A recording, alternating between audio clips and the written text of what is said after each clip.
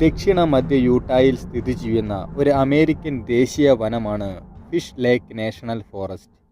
സംസ്ഥാനത്തെ ഏറ്റവും വലിയ ശുദ്ധജല പർവ്വത തടാകമായ ഫിഷ് തടാകത്തിൽ നിന്നാണ് ഈ ദേശീയ വനത്തിന് പേര് നൽകിയിരിക്കുന്നത്. ഇത് സ്ഥിതി ചെയ്യുന്നത് കടൽ നിരപ്പിൽ നിന്ന് 8000 അടി ഉയരത്തിലാണ്. ഫിഷ് ലേക്ക് നാഷണൽ ഫോറസ്റ്റും ഗ്ലെൻവുഡ് ഫോറസ്റ്റും കൂടി ചേർന്ന് 1908 സ്ഥാപിതമായതാണ് ഈ വനം. 1.5 ദശലക്ഷം ഏക്കർ അഥവാ 6100 ചതുരശ്ര കിലോമീറ്റർ വിസ്തൃതിയുള്ളതും 4 ജില്ലകളിലും 9 കൗണ്ടികളുടെ ഭാഗമായാണ് ഇത് സ്ഥിതി ചെയ്യുന്നത്. ബില്ലി വർത്തൻ ഫിഷ് ലേക്ക് നാഷണൽ ഫോറസ്റ്റിൻ്റെ പ്രദേശത്താണ് ബില്ലി വർത്തൻ തൻ്റെ ആടുകളെ വളർത്തുന്നത്. ഇവിടെ ഇയാൾക്ക് വലിയൊരു ആട് വളർത്തൽ ഫാമുണ്ട്. 1992 ജൂലൈ 26 തൻ്റെ 876 ആടുകളെ ഫാമിലാക്കിയതിന് ശേഷം അയാൾ തൻ്റെ വീട്ടിലേക്ക് തിരികെ പോയി. ഈ ഫാമിന് മുകളിൽ കാവലായി ആകാശത്ത് തിളങ്ങുന്ന ഒരുപാട് നക്ഷത്രങ്ങളും താഴെ 2 കാവൽ നായ്ക്കളും ഉണ്ടായിരുന്നു. ഇവരാണ് സ്ഥിരമായി ആടുകൾക്ക് സംരക്ഷണം നൽകിയിരുന്നത്. തലേദിവസം വൈകുന്നേരം യാത്ര പറഞ്ഞുപോയ സൂര്യൻ തിരികെ എത്തിയപ്പോൾ വർത്തൻ തൻ്റെ കുതിരയുമായി ഫാമിലേക്ക് പുറപ്പെട്ടു. ഫാമിലേക്ക് എത്തുവാൻ ഏതാണ്ട് 100 മീറ്റർ ദൂരം മാത്രമായപ്പോൾ കുതിര അസ്വസ്ഥനായി. എന്തോ ഒരു പ്രശ്നമുണ്ടെന്ന് വർത്തന് തോന്നി. എങ്കിലും പ്രയാസപ്പെട്ട് കുതിരയെ ഫാമിനടുത്തേക്ക് അയാൾ എത്തിച്ചു. ഫാമിന് തൊട്ടരികിലെത്തിയപ്പോഴാണ് കുതിരയ്ക്കുണ്ടായ അസ്വസ്ഥത വർദ്ധനുമുണ്ടായത്. ഫാമിന് തൊട്ടരികിലെത്തിയ വർദ്ധന് രൂക്ഷമായ ഒരു ഗന്ധം അനുഭവപ്പെട്ടു. അയാൾ ഞെട്ടിത്തരിച്ചുപോയി. ആ ഗന്ധം രക്തത്തിൻ്റെതായിരുന്നു. കുതിര അസ്വസ്ഥനാവാൻ കാരണം ഈ രക്തഗന്ധം തന്നെ. അയാൾ കുതിരപ്പുറത്തു നിന്നും താഴേക്കിറങ്ങി നടക്കാൻ തുടങ്ങിയപ്പോൾ തൻ്റെ 2 നായ്ക്കൾ അവിടേക്ക് ഓടി വന്നു. അവർ കുരച്ചുകൊണ്ട് വരികയും വിഷമത്തോടെ മൂളുകയും ചെയ്തു. പെട്ടെന്ന് തന്നെ നായ്ക്കൾ തൊട്ടരികിലുള്ള പുൽ മൈതാനത്തേക്ക് നോക്കിക്കൊണ്ട് കുരച്ചുകൊണ്ടിരുന്നു. അയാൾ ആ മൈതാനത്തേക്ക് നോക്കി. അവിടെ ഒന്നും കാണാനില്ലായിരുന്നു. അയാൾ താഴേക്ക് കണ്ണോടിച്ചപ്പോൾ വലിയ പഗ് മാർക്കുകൾ കണ്ടു. ആരിലാണ് നായ്ക്കൾ കുറ്റം ആരോപിക്കുന്നത് എന്ന് വർത്തന് മനസ്സിലായി. അയാൾ നേരെ ഫാമിലേക്ക് എത്തി വലിഞ്ഞു നോക്കി. അവിടെ സംഭവിച്ചു കഴിഞ്ഞ ആ കാഴ്ച കണ്ട് അയാളൊന്ന് നടുങ്ങിപ്പോയി. ഫാമിനകത്ത് ഒരു ചെറിയ പുഴ തന്നെ രൂപപ്പെട്ടിരിക്കുന്നു. ഒരു രക്തപ്പുഴ.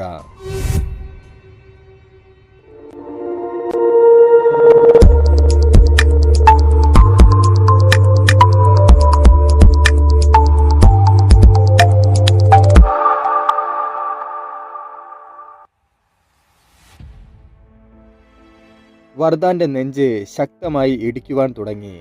അയാൾ വിഷമത്തോടെ ഫാമിനകത്തേക്ക് കയറി. നിരവധി ആടുകളാണ് കൊല്ലപ്പെട്ട് കിടക്കുന്നത്.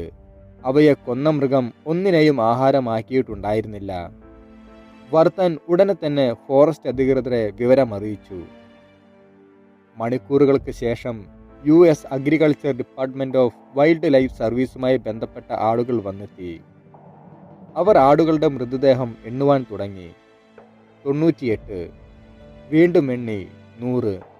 പലതവണ എണ്ണി നോക്കിയിട്ടും അവരിൽ എണ്ണത്തിൻ്റെ കാര്യത്തിൽ ഒരു സംശയമുണ്ടായി. കാരണം ശവശരീരങ്ങളുടെ എണ്ണം വളരെ കൂടുതലായിരുന്നു. വീണ്ടും എണ്ണുമ്പോൾ ശവശരീരങ്ങളിൽ ചെറിയ കല്ലുകൾ കയറ്റി വെക്കേണ്ടതായി വന്നു. ഒരു മൃഗത്തെ തന്നെ 2 തവണ കണക്കാക്കിയിട്ടില്ലെന്ന് ഉറപ്പാക്കാൻ വേണ്ടിയായിരുന്നു അത്. അങ്ങനെ അവർ വീണ്ടും എണ്ണം എടുത്തു കഴിഞ്ഞു. യൂട്ടാ സംസ്ഥാന ചരിത്രത്തിൽ ഒരു ഫാമിൽ ഒറ്റ രാത്രിയിൽ നടന്ന ഏറ്റവും വലിയ കൊലപാതകങ്ങളായിരുന്നു അവിടെ അരങ്ങേറിയത്. എത്ര ആടുകൾ കൊല്ലപ്പെട്ടു എന്നല്ലേ? 102 ആടുകൾ. ഫാമിനകത്ത് കുറ്റവാളിയുടെ രക്തം പുരണ്ട കാൽപ്പാടുകളുണ്ട്. അത് വേലിയുടെ പുറത്തേക്ക് നടന്നു പോകുന്നു. പിന്നീട് ട്രാക്ക് മണ്ണിൽ വ്യക്തമായി പതിഞ്ഞു കിടക്കുന്നതും കാണാനുണ്ട്. അത് സൂക്ഷിച്ചു നോക്കാനായി കില്ലി ജോറൈറ്റ് കുനിഞ്ഞ് അവിടെയിരുന്നു. അത് നിരീക്ഷിച്ചതിന് ശേഷം അയാൾ ബോർഡൻ ചുക്കിനെ നോക്കി. ചുക്ക് അതേ എന്ന് ശരിവയ്ക്കും വിധം തലയിളക്കി.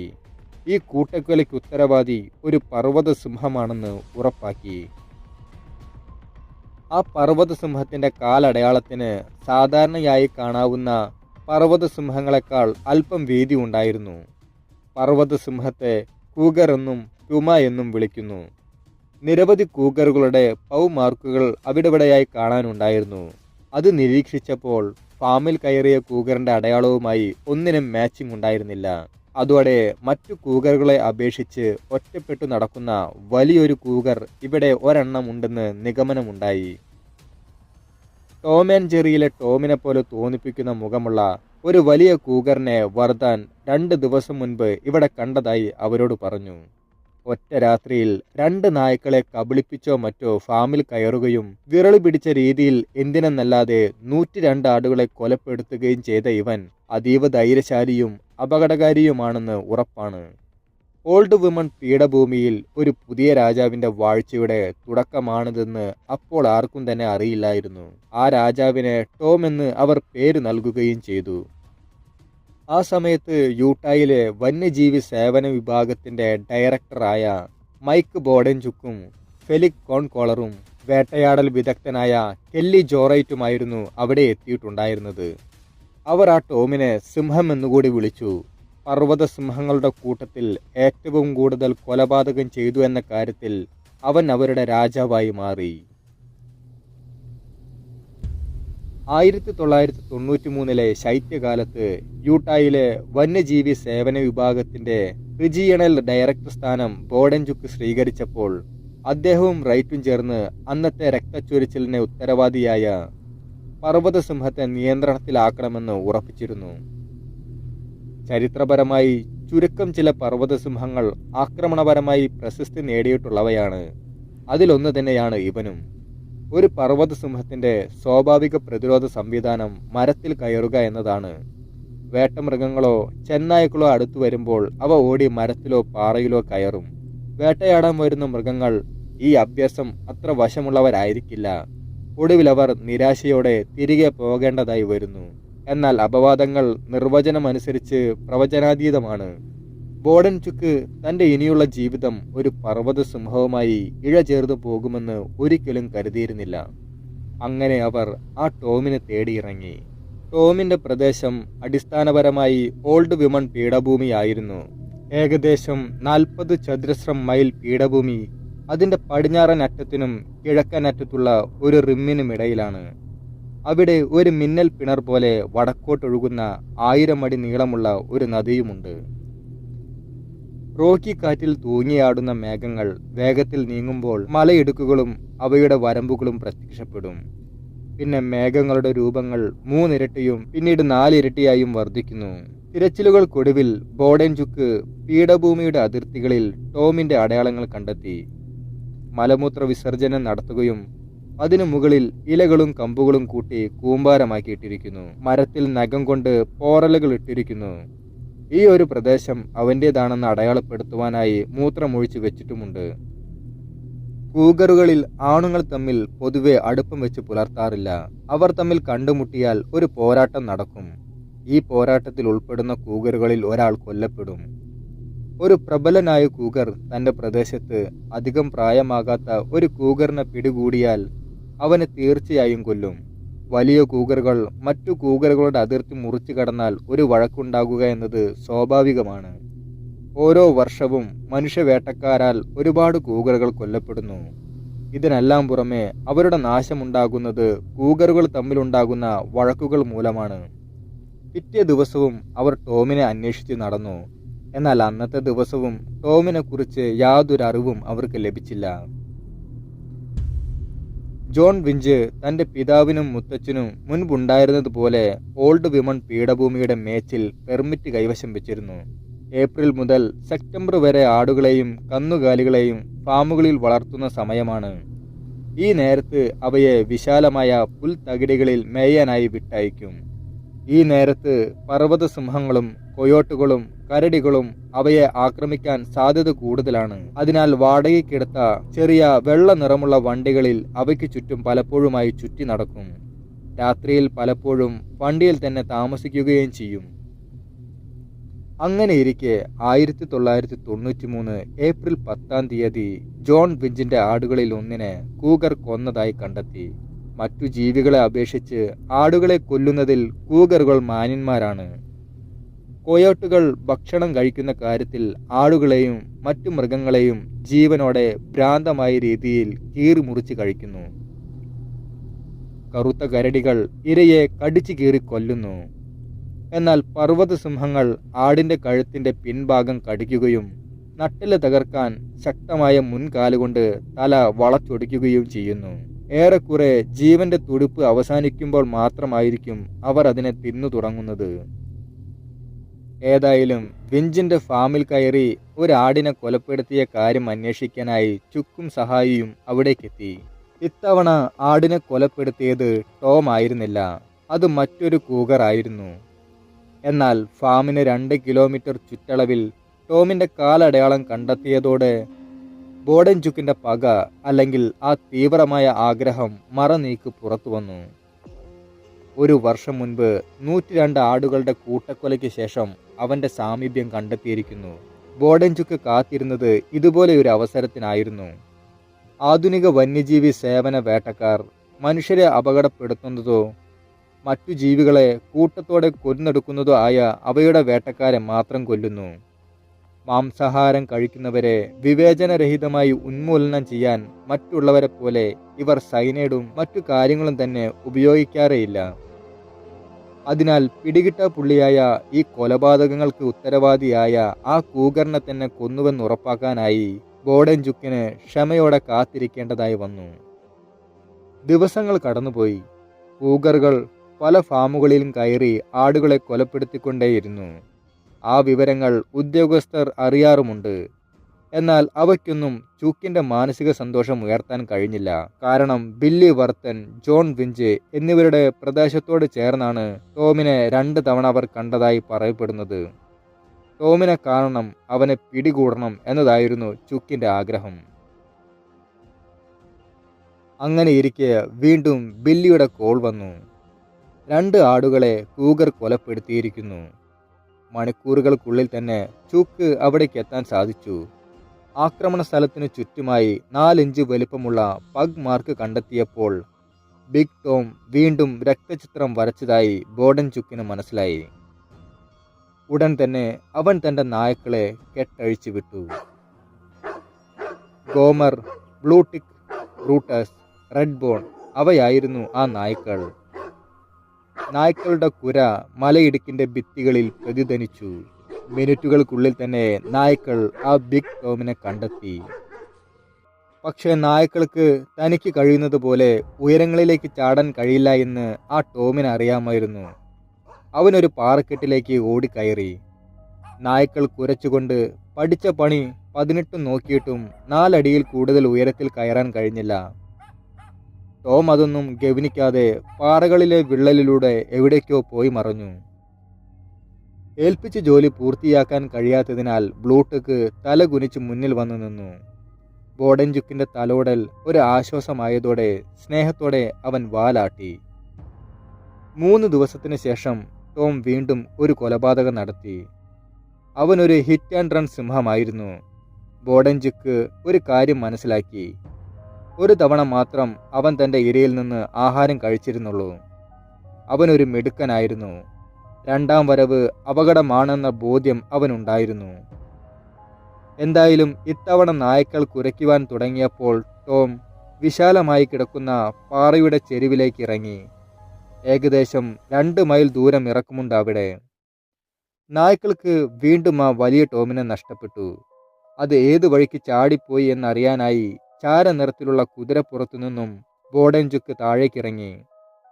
ചുക്ക് ആ താഴ്വരയിലേക്ക് ഒരുപാട് സമയം നോക്കിയിരുന്നു. എന്നാൽ ടോം എവിടേക്കാണ് ചാടിപ്പോയത് എന്ന് കണ്ടെത്താനായില്ല. ചിറകുകളുള്ള ഒരു പക്ഷിയെപ്പോലെ ടോം ബഹിരാകാശത്തേക്ക് പറന്നുയർന്നു എന്ന് അവൻ ചിന്തിച്ചു. ആദ്യത്തേതിനേക്കാൾ കൂടുതലായി കൂഗറുകൾ ഫാമിനടുത്തേക്ക് വരുന്നുണ്ട് എന്നറിഞ്ഞതോടുകൂടി ചുക്ക് ബില്ലി വർത്തന്റെ ഫാമിലേക്കും ശ്രദ്ധ വർദ്ധിപ്പിച്ചു. 6 ദിവസം കഴിഞ്ഞപ്പോൾ മറ്റൊരു കൂഗർ ആടുകൾക്ക് സമീപം എത്തിച്ചേർന്നു. ആടുകൾ അപായ സൂചന നൽകി.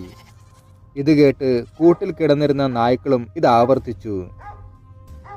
പകൽ സമയമായതിനാൽ തന്നെ ദൂരെ പാറയ്ക്ക് മറവിലിരിക്കുന്ന കൂഗറിനെ ബോഡൻചുക്ക് കണ്ടു. അകലെ നിന്നിരുന്ന ചുക്ക് തൻ്റെ കുതിരയെ നിർദ്ദേശം നൽകി അവിടേക്ക് എത്തിയപ്പോഴേക്കും കൂഗർ ആട്ടിൻകൂട്ടത്തിലേക്ക് കയറിയിരുന്നു. ഭയന്നു വിറച്ച ആടുകൾ ചിതറിത്തെറിച്ചു. ചുക്ക് തൻ്റെ നായ്ക്കളെ വാനിലുള്ള കൂട്ടിലാണ് നിർത്തിയിരുന്നത്. വാനിൽ നിന്നും നായ്ക്കളെ തുറന്നു വിട്ടതോടുകൂടി റോക്കറ്റ് കണക്കെ അവർ കുതിച്ചു പാഞ്ഞു. ഭയപ്പെട്ട് വിരളി പിടിച്ച് ഓടിയിരുന്ന ആടുകൾ കൂഗറിനെ പിടിക്കാൻ ഓടി വന്ന ബ്രൂട്ടസിനെ അബദ്ധത്തിൽ ഇടിച്ചു തെറിപ്പിച്ചു. അവൻ ചാടി എഴുന്നേറ്റ് കൂഗറിനെ ലക്ഷ്യമാക്കി വീണ്ടും ഓടി. അപ്പോഴേക്കും പ്രായം കുറഞ്ഞ ഒരു ആടിന്റെ കഴുത്തിൽ കൂഗർ പിടുത്തമിട്ടിട്ടുണ്ടായിരുന്നു. ബ്രൂട്ടസ് കൂഗറിന്റെ അടുത്ത് എത്തിയപ്പോൾ കൂഗർ ആടിന്റെ കഴുത്തിലെ പിടുത്തം വിടാതെ ബ്രൂട്ടസിനെ ഭയപ്പെടുത്താനായി ചില ശബ്ദങ്ങൾ ഉണ്ടാക്കി. എന്നാൽ ബ്രൂട്ടസിന്റെ പിറകെ 3 നായ്ക്കൾ ഓടി വരുന്നത് കണ്ടതോടുകൂടി കൂഗർ ആ ആടിന്റെ കഴുത്തിലെ പിടുത്തം വിട്ട് ഓടി. എന്നാൽ നന്ദിയുള്ള നായ്ക്കൾ അവനെ ഒരു പാറയുടെ വിള്ളലിലേക്കാണ് ഓടിച്ചു കയറ്റിയത്. ഉടനെ തന്നെ അവർ യജമാനനെ വിവരം കുരച്ചുകൊണ്ട് അറിയിച്ചു. കുതിരപ്പുറത്ത് വന്ന് പാറയുടെ വിള്ളലിലേക്ക് നോക്കിയ ബോഡൻജുക്ക് സാമാന്യം വലുപ്പമുള്ള ഒരു കൂഗറിനെ കണ്ടു. അതൊരു പാറയുടെ വിള്ളലിൽ കയറിയിരിക്കുകയാണ്. ഇനിയും അതിന് മുന്നോട്ടു പോകാൻ കഴിയാത്തത്രയും ഇടുങ്ങിയ വിള്ളലിലേക്കാണ് അത് അഭയത്തിനായി ശ്രമിച്ചത്. തിരിഞ്ഞ് നേരെ മുന്നോട്ട് വരിക എന്നല്ലാതെ മറ്റൊരു ഓപ്ഷൻ ഇല്ലായിരുന്നു. എന്നാൽ ആ ഓപ്ഷൻ അവൻ ഉപയോഗിക്കുന്നതിന് മുൻപേ അതിൻ്റെ ഹൃദയഭാഗത്തേക്ക് ബോഡൻജുക്ക് ലക്ഷ്യം വെച്ചിരുന്നു. ആ കൂഗർ തൻ്റെ മുൻകാലുകളിലൊന്ന് മുൻപോട്ട് വെച്ചപ്പോഴേക്കും ഉടനെ തന്നെ തോക്ക് ശബ്ദിച്ചു. വലിയൊരു പ്രകമ്പനം തന്നെ അലയടിച്ചു. മാസങ്ങൾ കടന്നുപോയി. റൈറ്റും ബോഡൻജുക്കും 1993 മാത്രമായി ഇപ്പോൾ ഓൾഡ് വിമൺ പീഠഭൂമിയിൽ നിന്ന് 5 പർവ്വത സിംഹങ്ങളെയാണ് കൊലപ്പെടുത്തിയത്. പക്ഷേ അവർക്ക് ഒരിക്കലും ആ രാജാവിനെ കൊല്ലാൻ കഴിഞ്ഞില്ല. ആ വർഷത്തിൽ മറ്റു കൂഗറുകളുടെയും ടോമിൻ്റെയും വേട്ടയാടലുകളിൽ ജോൺ വിഞ്ചിൻ്റെ 5-1 ആടുകളെ നഷ്ടപ്പെട്ടു. അതിനോടൊപ്പം തന്നെ പതിയെ ടോം തൻ്റെ പ്രശസ്തി നേടിയെടുക്കുകയായിരുന്നു. 1993-94 ശൈത്യകാലത്ത് ബോഡൻജുക്ക് ടോമിൻ്റെ കശാപ്പ് അവസാനിപ്പിക്കുവാൻ തീരുമാനിച്ചു. ചുക്ക് തൻ്റെ മറ്റൊരു സുഹൃത്തിനെ കൂടെ കൂട്ടി. അവൻ നല്ലൊരു ഷൂട്ടറായിരുന്നു, പിന്നെ ഒരു കായിക താരവും. ആ 2 വേട്ടക്കാർ സ്നോ സ്കൂട്ടറുകളിൽ കയറി ടോമിനെ തിരയുവാൻ തുടങ്ങി. രാവിലെ എത്തുന്ന സൂര്യൻ്റെ ചൂട് കാരണം കുറച്ച് സമയമാകുമ്പോഴേക്കും താഴെ മഞ്ഞിൽ പതിഞ്ഞിരിക്കുന്ന അടയാളങ്ങൾ ഉരുക്കി കളയും. എന്നാൽ മഞ്ഞ് വീഴുന്ന സമയമാണെങ്കിൽ ട്രാക്ക് പെട്ടെന്ന് തന്നെ ഇല്ലാതാവുകയും ചെയ്യും. അത് ടോമിനെ കണ്ടെത്താൻ ബുദ്ധിമുട്ടുണ്ടാക്കും. മഞ്ഞും വെയിലും മാറി മാറി വന്ന് ടോമിൻ്റെ അടയാളങ്ങൾ മായ്ച്ചുകൊണ്ടേയിരുന്നു. അവർക്ക് പലപ്പോഴും ടോമിൻ്റെ അടയാളങ്ങൾ കണ്ടെത്താൻ കഴിഞ്ഞില്ല. എന്നാൽ ദൗത്യത്തിൽ നിന്ന് പിന്മാറാൻ അവർ തയ്യാറായിരുന്നില്ല. 4-ാം ദിവസം ചൂക്കും സുഹൃത്തും വേട്ടയ്ക്കിറങ്ങി. ചെറിയ കൂഗറുകളുടെ അടയാളങ്ങൾ കടന്നുപോയ ശേഷം അവർ വലിയ ടോമിൻ്റെ പഗ് മാർക്ക് കണ്ടെത്തി. മിനിറ്റുകൾക്ക് മുൻപേയായിരുന്നു ആ പഗ് മാർക്ക് താഴെ പതിഞ്ഞിട്ടുണ്ടായിരുന്നത്. പെട്ടെന്ന് തന്നെ ബ്രൂട്ടസ് ഒരു ചെറിയ ശബ്ദമുണ്ടാക്കി. മൂ മൂ എന്ന് ശബ്ദമുണ്ടാക്കി അവൻ ചൂക്കിനെ നോക്കി. ഉടനെ തന്നെ ഗോമർ മുറുമുറുക്കുവാൻ തുടങ്ങി. അതോടുകൂടി ഒരു പർവ്വത സിംഹം ഇവിടെ അടുത്തെവിടെയുണ്ട് എന്ന് അവർക്ക് മനസ്സിലായി. ഒരു പക്ഷേ അത് ടോം തന്നെയായിരിക്കും. പെട്ടെന്നായിരുന്നു അരികിലുണ്ടായിരുന്ന പാറയിൽ നിന്ന് ഒരു ജീവി മറ്റൊരു പാറയിലേക്ക് ചാടുന്നത് അവർ കണ്ടത്. അവൻ്റെ ഓരോ ചാട്ടത്തിനും 15 അടി ദൂരമുണ്ടായിരിക്കണം. അത് ടോം ആയിരുന്നു. ബ്രൂട്ടസിൻ്റെ ശബ്ദം ഒരു വിലാപത്തിൽ നിന്ന് മൂർച്ചയുള്ള ഒരു അലർച്ചയിലേക്ക് മാറി. സലേറേറ്റസ് ക്രീക്കിലെ അരികിലേക്ക് പോകുന്നതിന് പകരം ആ വലിയ പൂച്ച വടക്കോട്ട് തുറന്നു കിടക്കുന്ന പ്രദേശത്തേക്ക് ഓടിപ്പോയി. ഇനി കാര്യങ്ങൾ എളുപ്പമായിരിക്കും, ബോഡൻജുക്ക് വിചാരിച്ചു. പാറയിടുക്കിലേക്ക് പോയിരുന്നെങ്കിൽ ദൗത്യം ഇപ്പോഴേ പരാജയപ്പെട്ടേനെ. ഇതിപ്പോൾ അത്ര പ്രയാസമില്ലല്ലോ. ഗോമറും ബ്രൂട്ടസും കൂഗറിന് പിറകെ ഓടി. അവയ്ക്ക് പിറകെ ചൂക്കും സുഹൃത്തുവും സഞ്ചരിച്ചു. പക്ഷേ അപ്പോഴാണ് ബോഡൻജുക്ക് കൽക്കരി മൈൻ റോഡിനെ കുറിച്ച് ഓർത്തത്.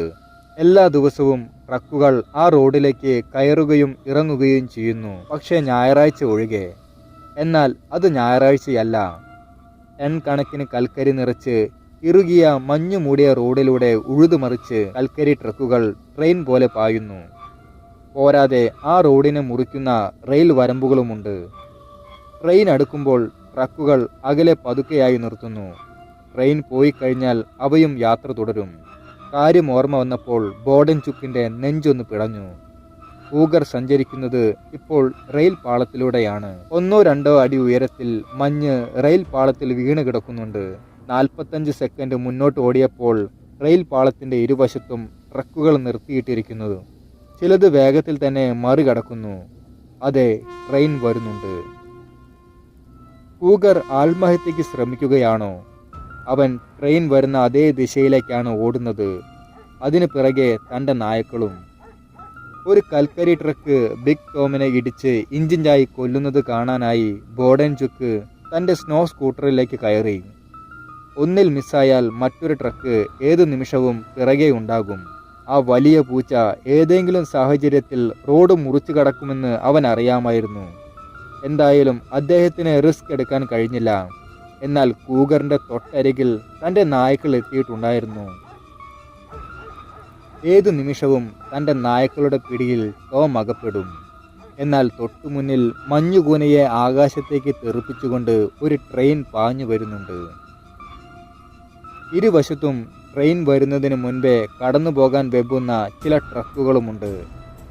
റിസ്ക് എടുക്കാൻ അയാൾ തയ്യാറായില്ല. ഒരു പക്ഷേ കൂഗറിൻ്റെയൊപ്പം തൻ്റെ നായ്ക്കളും ചിതറിപ്പോകുമെന്ന് അയാൾ ഭയന്നു. ചുക്ക് തൻ്റെ നായ്ക്കളോട് നിർത്തി തിരികെ വരൂ എന്ന് ഉറക്കെ ഒച്ച വെച്ച് പറഞ്ഞു. എന്നാൽ ഇരയെ വേട്ടയാടുന്ന ആവേശം കൊണ്ടോ ചൂളം വിളിച്ച് പാഞ്ഞു വരുന്ന ട്രെയിനിൻ്റെ ശബ്ദം കൊണ്ടോ ആ നായ്ക്കൾ ബോർഡൻചുക്കിൻ്റെ വിളി കേട്ടില്ല. ബോർഡൻചുക്ക് ഭയപ്പെട്ട് തലയിൽ കൈവച്ചു.